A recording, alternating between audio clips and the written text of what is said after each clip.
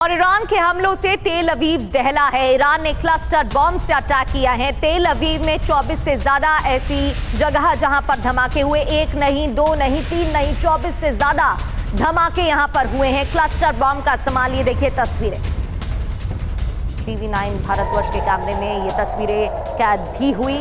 यहां से लाइव तस्वीरें हमने आपको दिखाई थी, ग्राउंड जीरो की रिपोर्ट पहुंचाई थी। और ये देखिए, तो ईरान का क्लस्टर प्रहार इजराइल में विनाश। जी हां, क्लस्टर बम के अंदर दर्जनों छोटे बम होते हैं।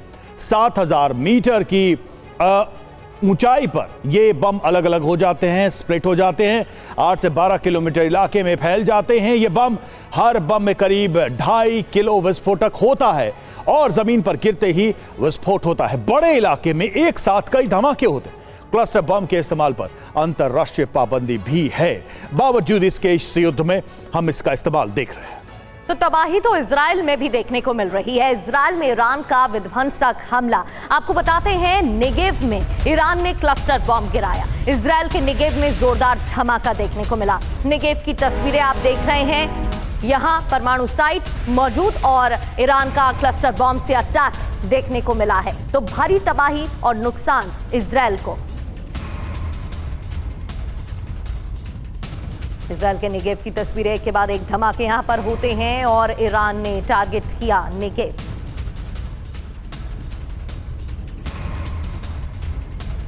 और देखिए, ईरान का क्लस्टर हथियार, इजराइल परेशान। ईरान मिसाइल के अंदर क्लस्टर बम फिट कर रहा है और शहाब और खुर्रम शहर मिसाइल बम ले जाने में सक्षम है।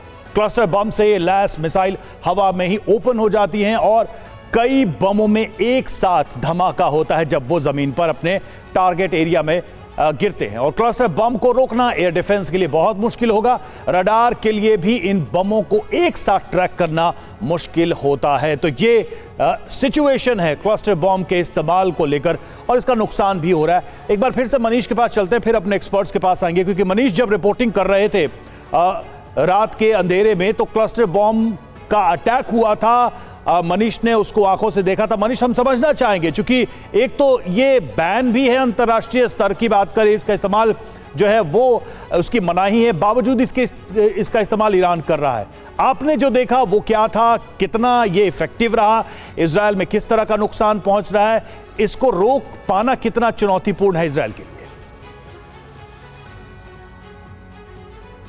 बिल्कुल रवि, रूस यूक्रेन जंग में तो मैंने क्लस्टर बम का इस्तेमाल होते हुए देखा था, लेकिन पहली बार इजराइल में मुझे ये देखने को मिला जब बीती रात को हम रिपोर्टिंग कर रहे थे और उस वक्त तेल अवीव के आसमान में, ठीक जहां हम खड़े थे और मेरे सर के ऊपर में अगर कहूँ मैं, आसमान में जब ईरान के मिसाइल आए और उसके बाद जब उसे एयर डिफेंस ने इंगेज किया तो अचानक ही उसमें से कई दर्जन के करीब जो है सो टुकड़े निकल कर आगे बढ़ने लगे, जो कि क्लस्टर बम के साथ होता है। ईरान ये हमेशा से बड़े गर्व के साथ बताता है कि उन्होंने ऐसे बैलिस्टिक मिसाइल बनाए हैं जिसमें 1 टन के करीब वारहेड होता है और उसमें क्लस्टर म्यूनिशंस होते हैं, जो जैसे ही इंटरसेप्ट करने की कोशिश करे तो 80 टुकड़े में विभाजित हो जाता है और फिर वो 80 टुकड़े 80 अलग अलग जगह पर गिरता है। और तो आप समझ सकते हैं कि कितनी जनधन की हानि होती है। तो जाहिर है कि उसकी वजह से कई जगह पर तेल अवीव में वो गिरा और उसकी वजह से आग लगी, नुकसान पहुंचा।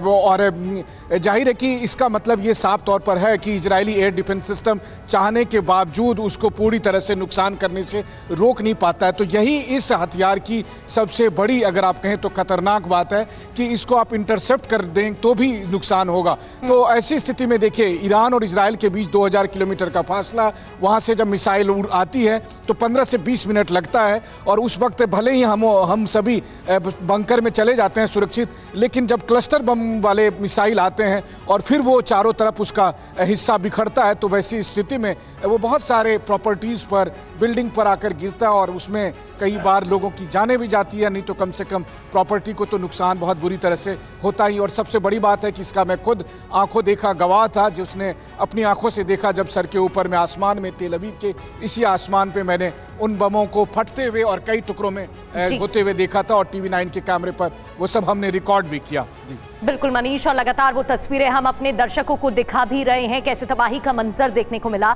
Lieutenant general Nitin Kohli sir, चुनौती तो इजराइल के लिए भी है, क्योंकि न्यूक्लियर साइट पे भले ही दोनों तरफ से हमले हो रहे हैं, लेकिन कई ऐसी मिसाइलें, कई ड्रोन जो एयर डिफेंस सिस्टम को भेदते हुए इजराइल में नुकसान पहुंचा रहे हैं।